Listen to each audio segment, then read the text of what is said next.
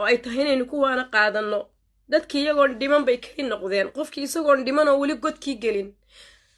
ayuu noqday keli waa waxa ugu darane meesha cisbitaalada ka jira qof laba familigiisii oo dhami joogo dadkiisii oo dhami joogo caruurtiisii joogto islahaa maanta haddaad meel ku xanuunsato intaasoo tigidh baa laguu soo goosanayaa caruurtaada madaxa ku hayn doonta ninkaagaa kula joogi doona xaaskaagaa kula joogi doonta qof waliba ku haminayay qof kastaaba waxay naftu ka baxaysaa isagoo keligiya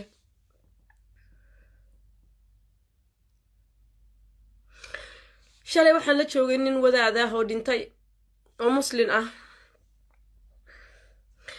6 wiil iyo 2 gabdhood leh wuxuu yidhi sisterey waan ogahay inaan dhimanayo laakiin ma anigoon qabrigii tegin baan keli noqday dadkaygiina bannaankay taagayin isagoo weli ashahaadanayana nafta way ka dhacday waa mucjisada ugu adag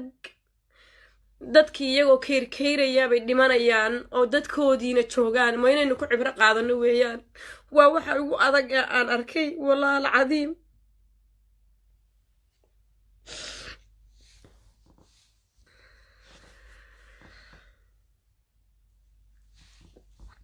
inaguna waa inaynu ku cibro qaadano maxaa laynagu yidhi diintaynu ina bartay aan caruurtaada ku raacayn xoolahaagu ku raacayn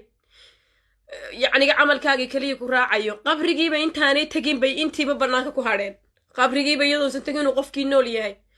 oo uu miyir qabo ayuu leeyahay muxuu ahaay ayuu ku hadhayba wixiiba bannaankay ku hadheen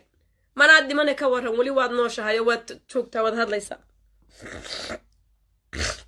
raalli ahaada inaan idinka oohiyo ama aan idinka maaragtay welweliyo may ahayn laakiin waa khasab inaan sheego kolley aniga qalbigayga aad bay u gilgishay runtii waa arrin inooga baahan cibro qaadasho